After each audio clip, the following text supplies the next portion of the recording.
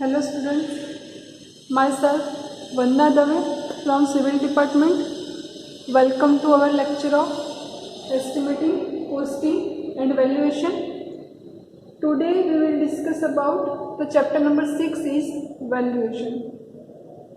तो सबसे पहले हमने जो प्रीवियस टॉपिक में जो कवर किया था वो हम देख लेते हैं, उसके बाद हम टुडेज टॉपिक कवर करेंगे।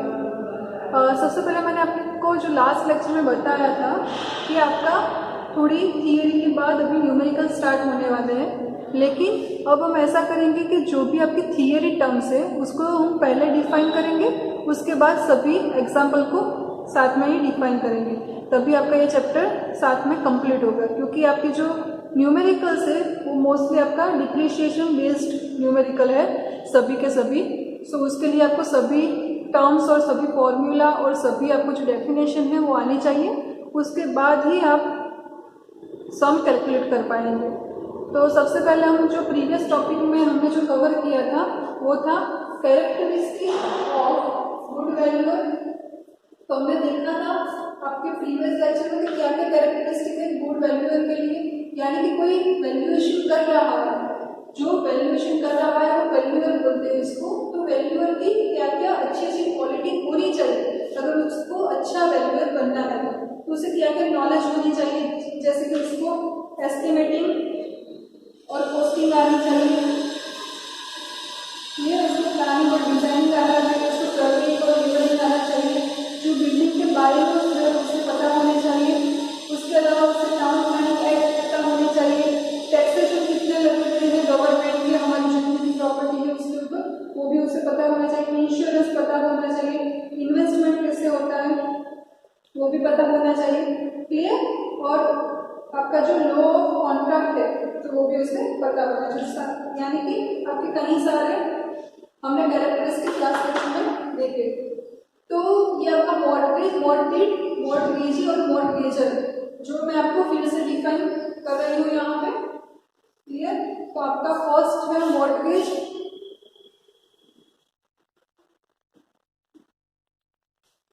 उसके बाद है मॉर्गेज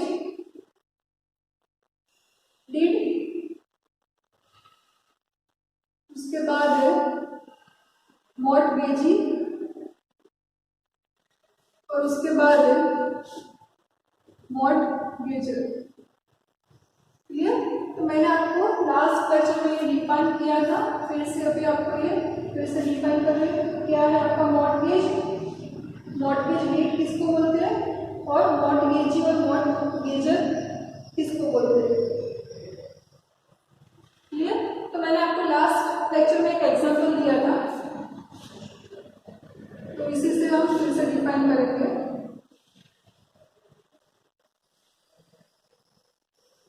तो आपको लास्ट लेक्चर में मैंने बताया कि सपोज कि आपके पास कोई 1 BHK फ्लैट है, क्लियर, जिसका जो ऑनर है वो है एक्स, वो क्या है ऑनर है, क्लियर। तो अगर मैं अपना जो 1 BHK जो फ्लैट है, क्लियर, अगर हम फ्लैट का एग्जाम्पल नहीं ले रहे या फिर गोल्ड ले लेते हैं, तो जो भी गोल्ड है उसका ऑनर है एक्स, क्लियर। तो अगर ये गोल्ड को रख के उसके ऊपर जो भी लोन लेगा तो उस जो लोन की जो अमाउंट होगी तो उसको हम बोलेंगे मॉर्गेज, क्लियर। कि अगर ऑनर अपनी जो भी प्रॉपर्टी है उसको रख के उसके ऊपर जो भी लोन हो सकती है वो लोन ले रहा है, तो इस जो लोन की अमाउंट है उसको हम बोलेंगे मॉर्गेज, क्लियर। तो ये आपका होगा मॉर्गेज, क्लियर। अब आपने मॉर्गेज तो ले लिया, यानी कि लोन तो आपने अप्लाई कर दी और लोन आपके सैंक्शन हो गई, क्लियर। लेकिन अगर आपने लोन अप्लाई की है तो लोन के लिए कुछ डॉक्यूमेंट्री वर्क भी चाहिए, जो कि ऑनर और जो भी आपको लोन दे रहा है, यानी कि कोई वाई है जो आपको लोन दे रहा है, कोई भी बैंक है या फिर कोई भी है जो आपको लोन दे रहा है, क्लियर। तो जो वाई है और एक्स है उसके बीच में जो भी डॉक्यूमेंट्री डिस्कशन होगा, जैसे कि हम अमाउंट क्या रखेंगे लोन की, क्लियर, आपके कितने EMI आएंगे, कितने टाइम में आपको कवर करनी है ये लोन, क्लियर, आपका रेट ऑफ इंटरेस्ट कितना आएगा। तो जो भी आपका एक डिस्कशन यहाँ पे हो रहा है और जो भी बोलेंगे मॉर्गेज डीड। क्लियर? जो भी आपका डॉक्यूमेंट है, जो भी डिस्कशन हो रहा है आपका, कि आपका अमाउंट कितना होगा, आपका रेट ऑफ इंटरेस्ट कितना होगा, क्लियर, उन सबको हम बोलेंगे मॉर्गेज डीड। क्लियर? अभी आपको नेक्स्ट है मॉर्गेजी और मॉर्गेजर। तो मॉर्गेजी किसको बोलेंगे? जो कि आपको लोन दे रहा है उसको हम बोलेंगे मॉर्गेजी, और जो लोन ले रहा है उसको हम बोलेंगे मॉर्गेजर। यानी कि आपको लोन कौन दे रहा है? तो आपको वाई, यहाँ पे हमने एग्जांपल लिया है, वाई आपको लोन दे रहा है, तो वो आपके लिए हो गया मॉर्गेजी। अगर आपको लोन कौन ले रहा है, आपकी जो भी लोन है वो आपको एक्स ले रहा है, तो उसको हम बोलेंगे मॉर्गेजर।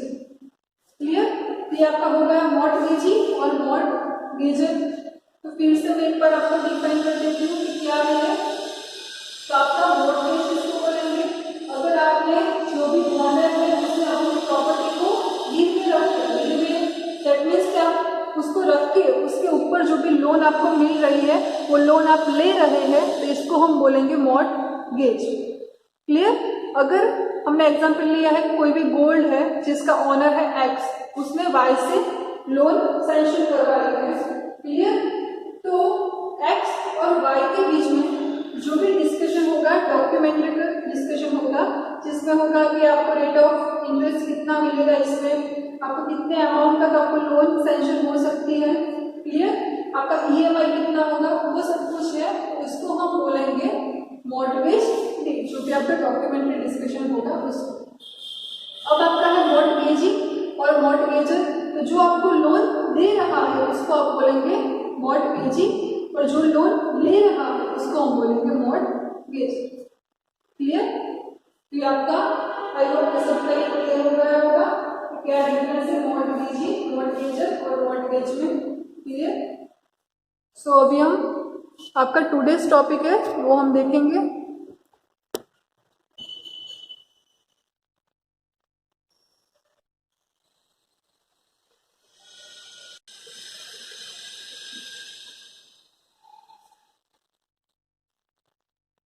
हमारा जो टुडेज टॉपिक है वो है डिप्रिसिएशन और ऑब्सोलेसेंस पे। क्लियर? और उसके बाद हम देखेंगे डिफरेंट फॉर्म ऑफ वैल्यू। तो अभी मैंने आपको बताया इस तरह हम पहले सभी आपकी जो भी थियरी है वो कवर करेंगे, उसके बाद हम आपके जो भी न्यूमेरिकल्स है वो कवर करेंगे।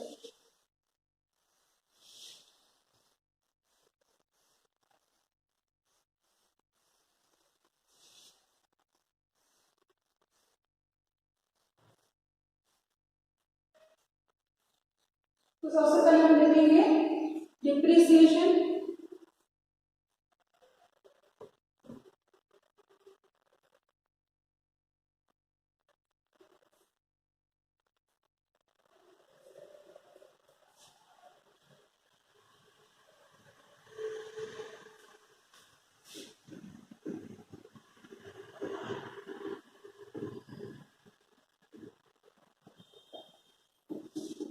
डिप्रिसिएशन और जो ऑब्सोलेशंस है उस दोनों का डिफरेंस भी आपकी बुक के अंदर दिया हुआ है।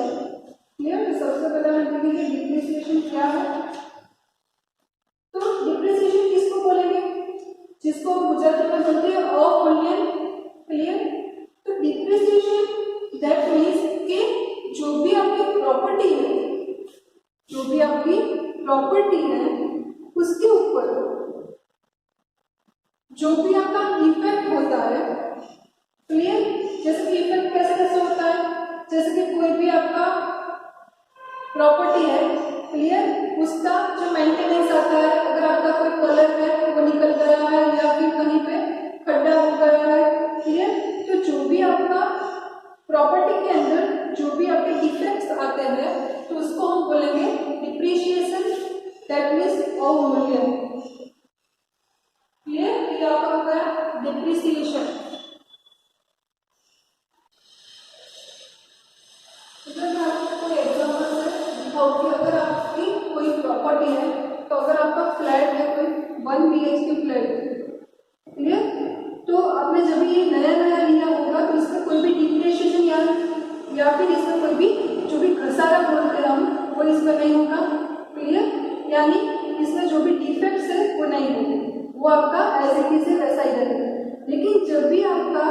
आफ्टर सम ईयर, अगर आपको कुछ टाइम बीत गया, अगर आपका 2 इयर्स के बाद क्या हो रहा है, इसके अंदर कहीं पे क्रैक आ रही है, क्लियर, कहीं पे आपका जो पेंट है वो निकल रहा है, क्लियर, यानी कि जो भी घसारा हो रहा है आपका, जो भी आपकी प्रॉपर्टी को, तो उसको हम बोलेंगे डिप्रिसिएशन, क्लियर, या फिर कुछ डैमेज हो रहा है तो आपका टाइम के साथ जो भी डिप्रिसिएशन है वो ऑलवेज इंक्रीज होगा, क्लियर। अगर आपका 10 इयर्स के बाद यही प्रॉपर्टी आपको कैसे हो जाएगी, आपका कोई भी फ्लैट है वो पुराना तो होगा ना, तो अगर टाइम के साथ ये पुराना हो रहा है तो इसका जो डिप्रिसिएशन है, दैट मीन्स इसका जो भी डैमेज है या फिर कुछ भी जो मेंटेनेंस की जो भी वैल्यू है वो कैसे हो जाएगी, इंक्रीज हो जाएगी, यानी कि टाइम के साथ आपका जो डिप्रिसिएशन है वो ऑलवेज इंक्रीज होगा, क्लियर, वो डिक्रीज नहीं होगा, वो ऑलवेज कैसा होगा, इंक्रीज होगा।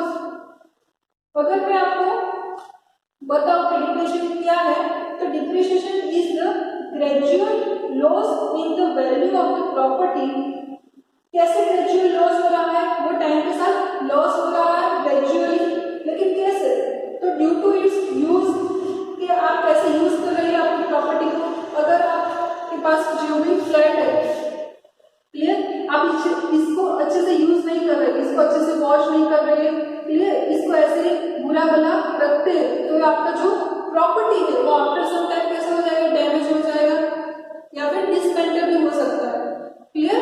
तो आपको अच्छे से इसकी केयर करनी होगी, वरना आपका जो डिप्रिसिएशन है वो आपका टाइम के साथ बढ़ता ही रहेगा। तो कैसे होता है आपका यूज में, क्लियर, उसमें जो भी आपकी प्रॉपर्टी है उसमें जो क्रैक हो रहे हैं उससे, क्लियर, और उसमें जो डैमेज हो रहा है उससे आपका जो ग्रेजुअल लॉस है वो इंक्रीज हो रहा है, क्लियर। अब ये किसके ऊपर डिपेंड करता है आपका, तो प्रेजेंट वैल्यू ऑफ प्रॉपर्टी हमें कैसे मिलेगी, अगर हमारे पास 1 BHK फ्लैट है, क्लियर, तो 10 इयर्स के बाद इसकी जो प्रेजेंट वैल्यू है वो हमें कैसे मिलेगी, तो प्रेजेंट वैल्यू ऑफ प्रॉपर्टी, यानी कि हमारी जो भी प्रॉपर्टी है उसकी जो प्रेजेंट वैल्यू है वो हमें कैसे मिलेगी, तो हमारा जो इनिशियल कॉस्ट था माइनस ऑफ डिप्रिसिएशन करेंगे, इनिशियल कॉस्ट माइनस डिप्रिसिएशन, तो ये आपकी हो गई प्रेजेंट वैल्यू ऑफ प्रॉपर्टी, यानी कि आपने जो 1 BHK फ्लैट है वो 10 इयर्स के अगो आपने 10 साल से पहले इसको खरीदा है, क्लियर, तो इसकी आज की वैल्यू क्या होगी, इसमें जो भी डैमेज हुआ है, जो भी डिप्रिसिएशन हुआ है, जो भी अवमूल्यन हुआ है, जो भी घसारा हुआ है आपके स्ट्रक्चर को, वो सब कुछ हम माइनस करेंगे इसकी इनिशियल कॉस्ट से, तो आपको क्या मिलेगी, प्रेजेंट वैल्यू ऑफ प्रॉपर्टी आपको मिलेगी, क्लियर, ये आपका होगा डिप्रिसिएशन। अब ये डिप्रिसिएशन किस चीज पे डिपेंड करता है, तो डिप्रिसिएशन डिपेंड करता है कि आपने कैसे यूज किया है अपनी प्रॉपर्टी को, क्लियर, कैसे आपने यूज किया है, ये आपकी टोटल 3 चीजों पर डिपेंड करता है। फर्स्ट है इनिशियल कंडीशन, फिर है क्वालिटी ऑफ मेंटेनेंस और फिर है मोड ऑफ यूज।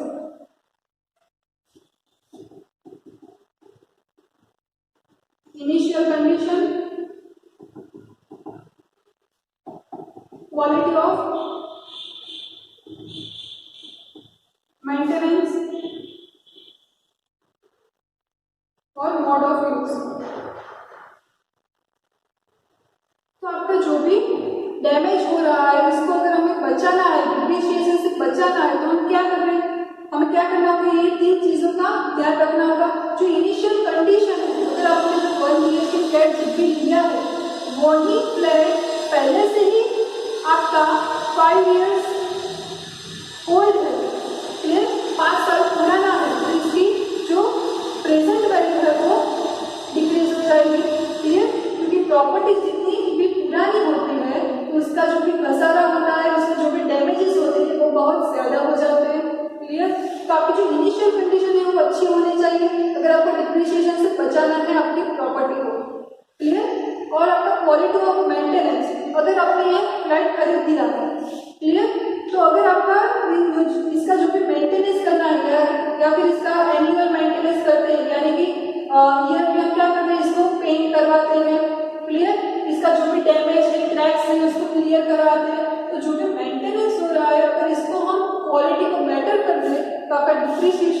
कम होने के चांसेस है।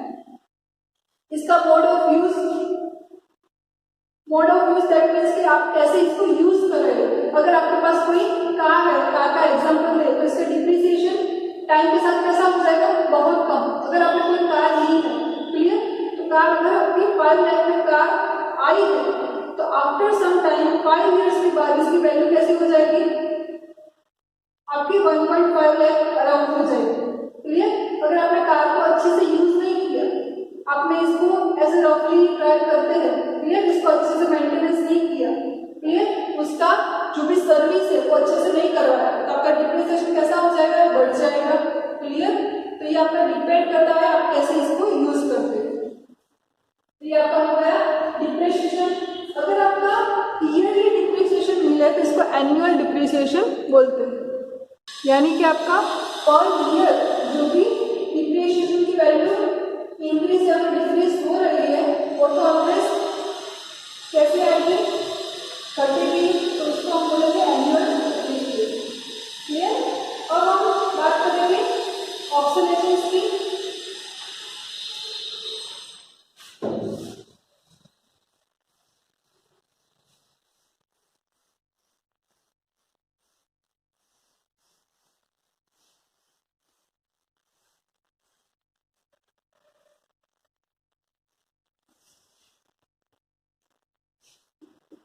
ये हमारा टॉपिक है ऑब्सोलेशन।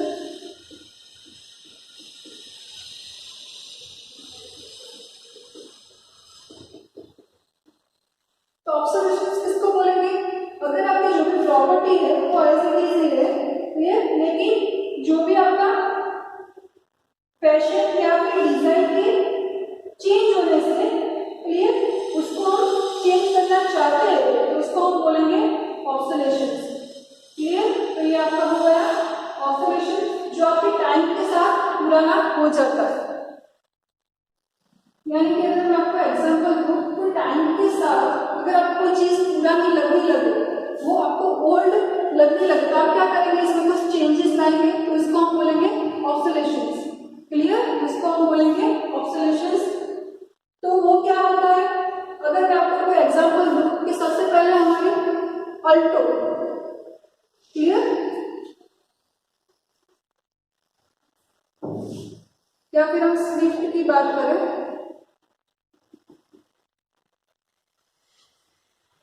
स्विफ्ट, अगर हमारे पास जो स्विफ्ट कार है उसका जो पहले का जो मॉडल था उसको हमने क्या किया, चेंज करके उन लोगों ने क्या किया, अलग से कुछ नया मॉडल बनवाया।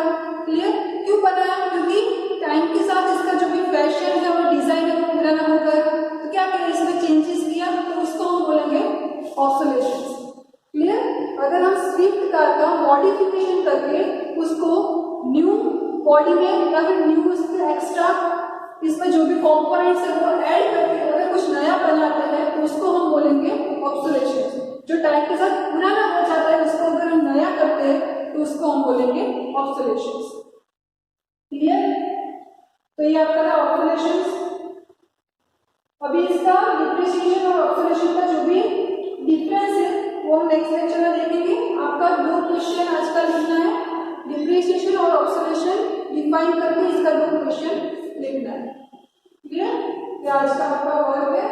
सो हम नेक्स्ट लेक्चर में कंटिन्यू करेंगे इसका डिफरेंस, और उसके बाद हम देखेंगे different value of different form of the value. वो बहुत सारी है, market value, book value, salvage values, scrap value. Clear. तो वो सब कुछ हम देखेंगे नेक्स्ट लेक्चर में। So to be continue the next lecture. Thank you for the watching.